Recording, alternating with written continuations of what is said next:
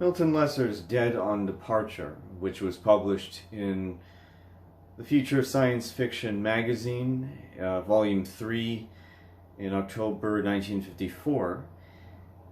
It centers around a group of people who are traveling in a spaceship to Sirius. And on the way, not only do they encounter a lot of strange phenomena, like including seeing these wraith-like beings suddenly appear in the spaceship and seeing these statues that keep appearing and reappearing, but also it raises a lot of philosophical questions that they have. A lot of these existential issues they have with not knowing whether they're going to even survive to see the end of their journey, because indeed the length of the journey is so great that they don't know whether they're going to reach old age towards the very end and not be able to experience the wonders of this world that they can only imagine and sort of speculate about, but they don't know whether they're going to encounter life or not. And also, another big philosophical question that keeps coming up is how small they are in relation to the rest of the universe. How, and compared to the mysteries of the universe, how insignificant are they? Do they really matter in the larger scheme of things? Which has almost become a cliche question that I'm sure many of you have heard a lot and seen a lot in movies and television. And one quote that sums it up, and I thought it made me think quite a lot, I think, about, you know, the entire, not only science, but, you know, just reality as a whole, I would say, is that if you have a goal, if you think that you're going somewhere, you want to go, then perhaps the jagged edges of the here and now can be blunted.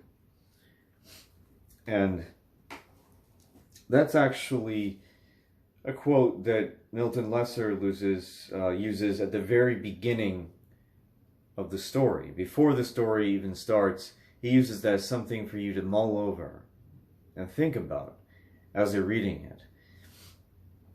And it brings into question, well, how much can reality be distorted, and how much of what our logical conception of what we consider reality still apply when you're going that far into outer space and you're suddenly experiencing things that you wouldn't experience in normal everyday life, and they don't really know exactly what sort of entity or what kind of force is actually interfering with their lives. They just know that their journey is not going to be necessarily as straightforward as they thought, and it's not going to be A plus B equals C. That there's something that kind of, like, I guess it's analogous to that movie, The Space Odyssey, 2001, where they eventually encounter the monolith, that it appears and reappears, and they never really get to the bottom of what the meaning of that thing is.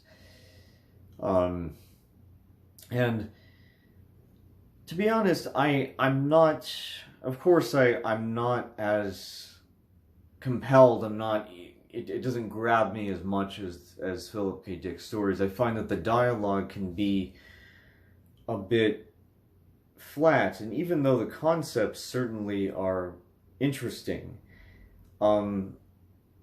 it doesn't have that sort of three-dimensional kind of full effect. It doesn't hit me in the same way. It feels a little bit like it would only work more as a movie from a cinematic perspective.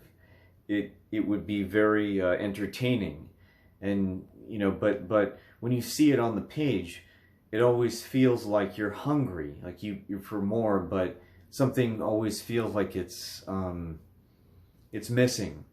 Even though I think there's a lot of seeds of potential and really great concepts and ideas there, I feel like it's a bit rushed, and I think that it can feel it's like a bit overly plain sometimes.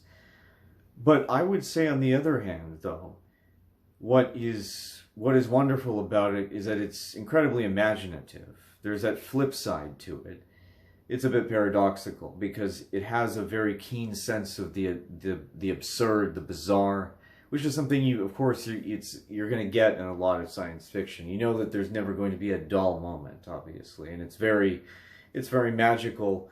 But I just think that the exchanges between the characters can sometimes, I think that sort of Hollywood-esque kind of dialogue can impede it and get in the way.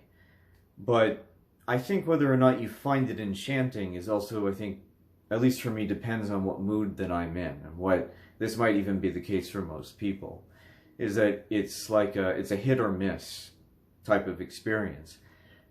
And I think that really what is most valuable about it is also from an academic point of view. Like, I think from a cinematic and an academic point of view, those are, you can see its strong points.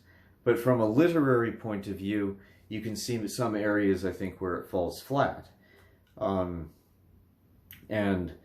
I think that when you're asking philosophical questions and you're forcing people to have to reevaluate their own existence, I think that gives a lot of things from an intellectual perspective for us to debate about. And so that's where I think the academic strengths, I think, come into play. And the existential questions, even though they might arguably be a bit like platitudes sometimes, or cliches, like look at how small we are in compared to the rest of the universe, I don't think that we should throw them away. Just as a general rule of thumb, I think we need to keep these concepts around so that we can mull them over and we can find, hopefully, different ways of expressing them and different ways of going about them. I think that I can see how him and many of his other contemporaries had a very big influence on many of the science fiction stories that came much later. And I can see Philip K. Dick's possible influence on him. And what I appreciate also about it is that it doesn't it doesn't stay too long on technicalities and trying to explain very elaborate things, which sometimes I think things in that genre can do. It also surprises you with things that it's fully willing to accept that the writer himself, or at least the characters, don't really understand. And so it has a somewhat ethereal kind of mystery about it, and that's something you do get from the Space Odyssey. And it doesn't need to answer all of the questions at the beginning so that you have all the information going forward. And at that point, and often this happens in this sort of genre, once you've been sort of spoon-fed all this information, your brain is already tired and trying to digest it. So then finally when it gets onto the heart of the story, your brain's already starting to wander. But he uses a very good technique. And I think the fact that it's very relationship-oriented is also what is the most compelling about it. So I would still highly recommend it.